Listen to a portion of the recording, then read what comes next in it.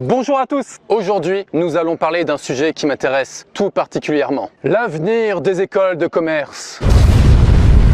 Avez-vous déjà eu cette sensation qu'entre ce qu'on vous a promis et ce que vous avez, il y a un décalage énorme? Avez-vous déjà eu l'impression que tout ce que vous avez appris pendant vos études vous a servi à rien? Et pourquoi les études supérieures sont de plus en plus chères alors que les salaires sont de plus en plus bas? Vous êtes-vous déjà demandé comment on a pu en arriver là? Eh bien ça tombe bien parce qu'à la fin de cette vidéo, vous saurez absolument tout de comment la cupidité d'une minorité est en train de niquer la jeunesse. C'est parti! Elon Musk, est-ce que j'ai besoin d'être diplômé pour réussir? Non, non. Il n'y a pas besoin d'avoir un diplôme universitaire. Genre, pas du tout. Quand j'étais encore au lycée, on pouvait entendre que si on ne faisait pas d'études supérieures après le bac, on allait rater sa vie. Et c'est ainsi que j'ai fait une école de commerce. Dans mon école, 2 ans du cursus se passaient à l'étranger. J'ai donc pu, via mes études, partir à Malte, en Angleterre et en Chine. J'ai vraiment adoré ma vie étudiante et aujourd'hui encore, j'en garde un excellent souvenir. À l'obtention de mon diplôme, je suis lancé sur le marché du travail. Et c'est là que les problèmes commencent. Écoutez, je suis désolé, j'ai pas de poste pour vous. Mais je peux vous proposer un stage. Au bout de quelques mois, je parviens quand même à trouver un travail à Hong Kong. Mais je ne suis pas du tout satisfait de mon salaire. Je commence à me poser des questions sur la réelle valeur d'un diplôme. Je demande à mes anciens camarades quelles sont leurs situations. Je m'aperçois que certains d'entre eux ont su faire fructifier leur diplôme, et tant mieux pour eux. Mais je m'aperçois aussi qu'un nombre important de jeunes diplômés sont, comme moi, dans la désillusion la plus totale. Pourquoi je trouve pas... Pourquoi on ne court pas après quand on me l'avait fait miroiter? Moi, c'est ce qu'on m'avait fait miroiter. Je veux dire, tu fais un master dans une grande école comme ça, on te court après en sortant, ton CV est mis au-dessus de la pile. Je veux dire, t'es pas un candidat comme les autres, on va dire. Je l'ai pas du tout ressenti. Sachant que mon école a coûté 30 000 € sur 4 ans et que les salaires sont beaucoup plus bas que ceux prévus, le retour sur l'investissement, il est de combien? En voulant répondre à cette question, je suis tombé sur ce tableau qui m'a beaucoup intrigué. Il représente les frais de scolarité des écoles de commerce de 2009 à 2018. Pour mieux le visualiser, j'en ai fait un graphique et ça donne ceci.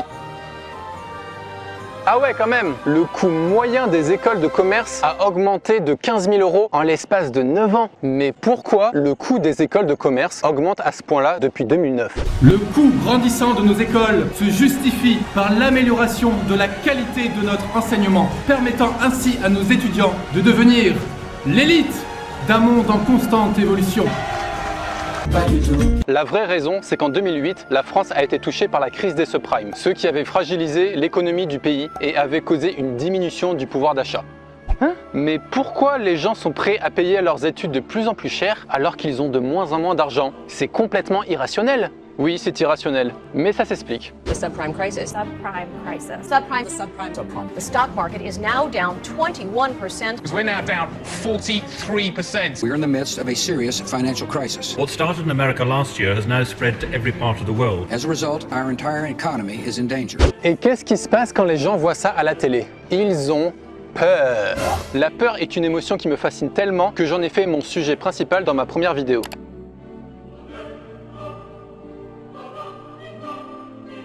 Keep everyone afraid and they'll consume.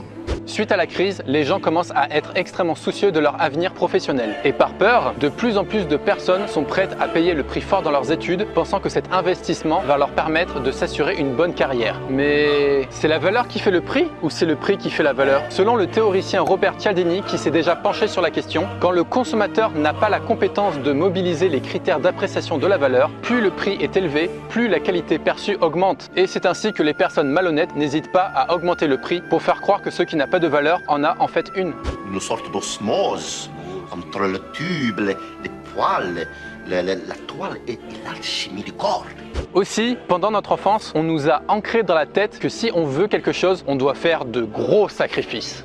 Tu vois, petit, il faut que tu travailles très dur et très péniblement toute ta vie. Et comme ça, un jour, tu seras à la retraite. Et à ce moment-là, enfin, tu pourras profiter de la vie. Ce qui est bien évidemment ridicule, mais sans ce schéma sacrifice-récompense, nous ne serions jamais devenus les bons producteurs consommateurs que l'on est aujourd'hui. Ce que tu appelles l'échange équivalent n'est qu'un leurre pour rassurer les foules, pour leur faire croire que le bonheur se mérite, qu'il suffit de faire les efforts qu'il faut.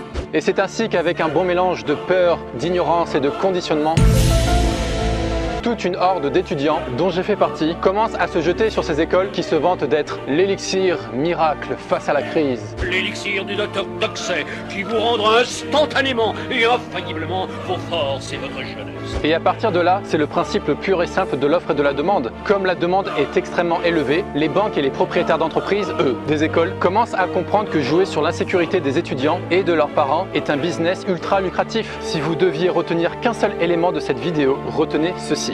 Insécurité égale business ultra lucratif. Absolument. Les écoles de commerce font flamber leurs prix. Les banques se réjouissent et en profitent pour créer l'une des plus belles inventions de tous les temps. Le prêt étudiant.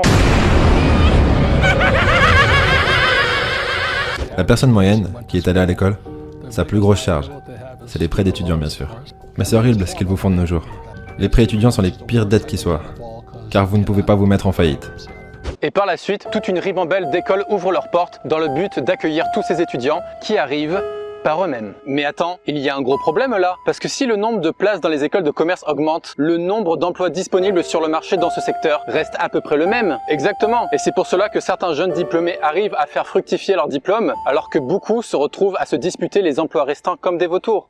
Les employeurs ont eux aussi leurs problèmes et tous ne sont pas malhonnêtes. Mais malheureusement, beaucoup n'hésitent pas à baisser les salaires au minimum parce qu'ils savent très bien que si le candidat n'accepte pas l'offre, un autre le fera, prêt à tout pour rembourser son prêt étudiant. D'ailleurs, dans l'excellent livre « Tout le monde n'a pas eu la chance de rater ses études » d'Olivier Roland, on peut lire que le rendement moyen des études supérieures sur toute une vie est de 178 715 € pour les hommes et 121 108 € pour les femmes. Ça peut paraître beaucoup, mais sur toute une vie, c'est rien du tout. Nouvelle génération de télévision incurvée. La SUHD 3D4.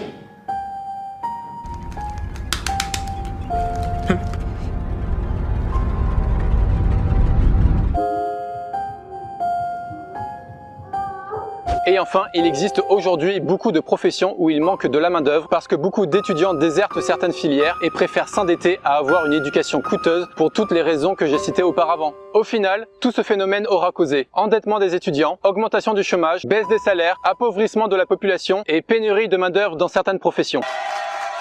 Belle performance. Est-ce que le diplôme est rentable? Aujourd'hui, je prends les chiffres de la CGE, les salaires d'insertion tournent à autour de 33 kg par an. Est-ce qu'ils permettent d'amortir rapidement ces frais de scolarité? Est-ce que finalement c'est un faux débat? Non, c'est un vrai débat. C'est un vrai débat. Les frais de scolarité représentaient il y a 8-9 ans à peu près 60% d'une année de salaire d'embauche. Aujourd'hui, ce serait plutôt 90%. Ah oui, on est passé de 60 à 90%. Oui, ouais. C'est-à-dire que malgré tout, ça devient quand même plus compliqué d'amortir ça. D'autre part, ceci est calculé en tenant compte des salaires déclarés par les grandes écoles elles-mêmes, qui sont probablement surévalués. Mais quelles vont être les répercussions économiques de ce phénomène? Je vais aller droit au but, vous êtes dans une belle merde. On fonce droit vers une nouvelle crise. Bien évidemment, je m'explique. Pour comprendre cette crise, il faut déjà commencer par comprendre la crise des subprimes de 2008 dont on a déjà parlé. Et pour comprendre cette crise, il faut commencer par comprendre comment les banques fonctionnent. Quand vous démarrez une activité et que vous lancez un projet, les banques peuvent être extrêmement utiles. Mais comprenez une chose, une banque, elle veut que ses clients empruntent le plus possible. Car plus vous avez des crédits, plus votre banque gagnera de l'argent. Voilà, je vous explique, j'ai plus d'argent, j'ai plus rien, je suis dans la merde. Oh, pas de problème, on va faire un petit prêt. Non, justement, je suis dans la merde parce que je rembourse déjà 2 prêts. Oh, vous savez ce qu'on dit, hein? Jamais 203. Et puis allez, c'est Noël qui approche, prenez un peu plus. Quoi?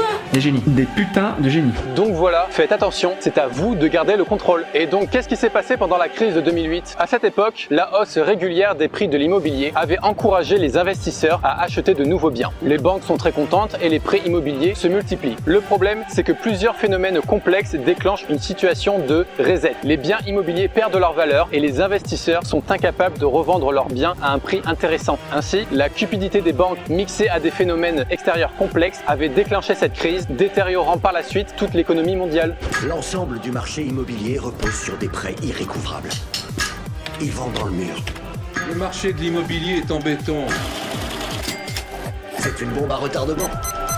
Et alors, quel est le lien avec les écoles de commerce? Eh bien, c'est que c'est exactement le même principe. L'insécurité de l'emploi avait encouragé beaucoup d'étudiants à emprunter pour se tourner vers les écoles de commerce. Les banques sont très contentes et les prêts étudiants se multiplient. Le problème, c'est qu'au bout de quelques années, les études deviennent trop chères. Et en plus, beaucoup d'étudiants possèdent le même diplôme, ce qui lui fait perdre de la valeur. Les jeunes diplômés sont incapables de faire fructifier leur investissement et beaucoup se retrouvent enchaînés à leurs dettes. Ainsi, l'insécurité des étudiants et de leurs parents, mixée à la cupidité d'une minorité, déclenchera prochainement une nouvelle crise par-dessus la dernière crise. Mais tu sais, les phénomènes de réaction en chaîne, c'est incontrôlable.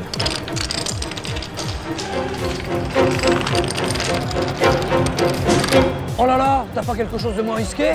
Comprenez ceci, quand un effet de masse amène trop de personnes à investir dans le même type de bien en même temps, cela déclenchera toujours une crise financière. Toujours, toujours, toujours. La mère de tous les vices, c'est la spéculation. Le levier des dettes. En plus clair, c'est emprunter à l'excès. Et je déteste dire ceci, mais c'est le modèle qui mène droit à la faillite. Ça ne peut fonctionner. C'est systémique, malade et c'est global. T'imprimes. Attends. Je comprends la continuité de ton raisonnement, mais on ne peut pas faire l'affirmation d'un phénomène qui ne s'est pas encore produit. Avoue quand même que tu peux te tromper. Mike Burry qui se coupe les cheveux au sécateur et qui marche pieds nus serait mieux informé qu'Alan Greenspan? Docteur Mike Burry, je confirme, oui. Oui, en effet. On ne peut pas affirmer à 100% quelque chose qui ne s'est pas encore produit. Mais il faut bien comprendre une chose, c'est que les personnes qui ont connu le succès en partant de rien ne sont pas les personnes qui ont suivi le troupeau parce que c'est rassurant.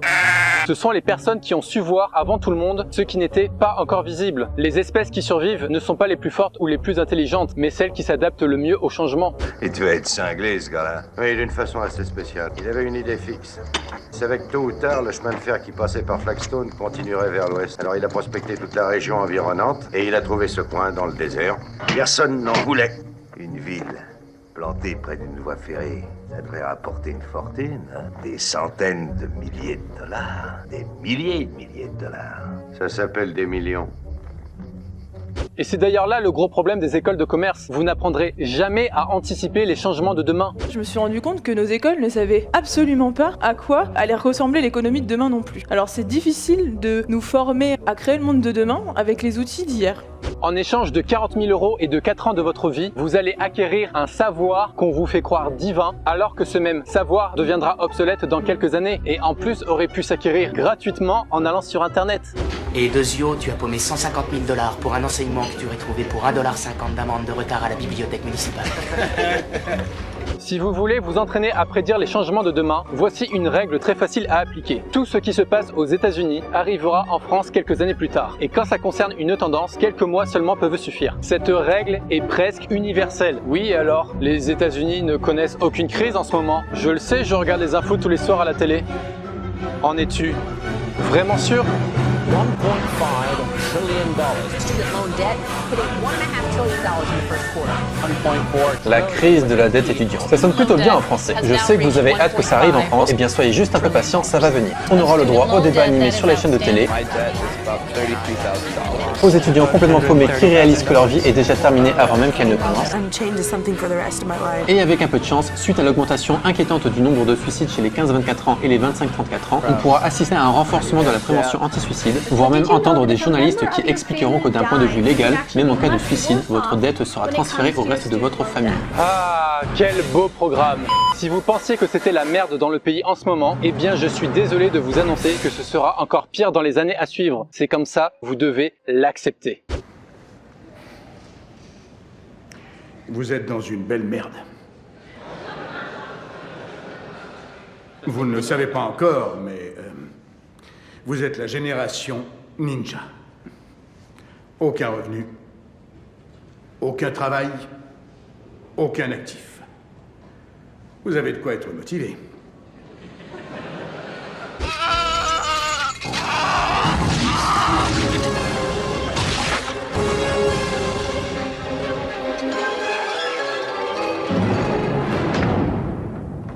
Il est le menu. Pour éviter que cette vidéo soit trop longue, j'ai préféré supprimer la partie où je proposais des solutions possibles. Mais pour faire simple, dès que vous voyez une école qui coûte cher avec de beaux lotissements et de belles brochures, et cela n'inclut pas seulement les écoles de commerce, le mieux à faire c'est... Fuyez, pauvre fou! Si vous vous sentez concerné et que vous voulez en savoir plus, j'ai mis en description, en dessous des crédits, mon texte qui vous donnera bien plus de détails. Voilà. Alors est-ce que ça vous est déjà arrivé de vouloir quelque chose à tout prix, tout donner pour y arriver, en rêver jour et nuit, atteindre vos objectifs, l'avoir, et puis vous sentir insatisfait et désirer autre chose? Et si nos rêves n'étaient pas tout à fait les nôtres? Et si nos ambitions et nos attentes nous éloignaient de ce qui nous rend vraiment heureux? Et si la société actuelle nous conditionnait dès l'enfance à une certaine vision du succès et de l'ambition? Et voilà, c'est la fin de cette vidéo. Si elle vous a plu, mettez un pouce bleu, abonnez-vous. Si vous n'avez pas aimé cette vidéo, n'oubliez pas de me mettre un pouce rouge. J'ai vraiment envie de voir le nombre d'ennemis que je me fais en faisant une vidéo de ce style. Et des vidéos de ce style, j'ai envie d'en faire plein. Si vous êtes au lycée et que vous regardez cette vidéo, partagez-la. C'est peut-être le meilleur service que vous pouvez rendre à vos amis.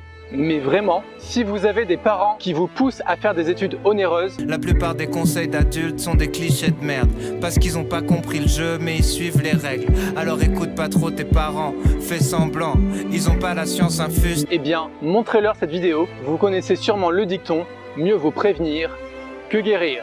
Avant de nous quitter, j'ai envie de vous poser une dernière question. Une toute petite question. Et si, au lieu de faire confiance à un diplôme, à un patron ou à un système qui en a rien à foutre de vous, vous faisiez confiance à vous-même? Que feriez-vous? Je crois que les hommes sont merveilleux. Il faut peut-être qu'on leur dise.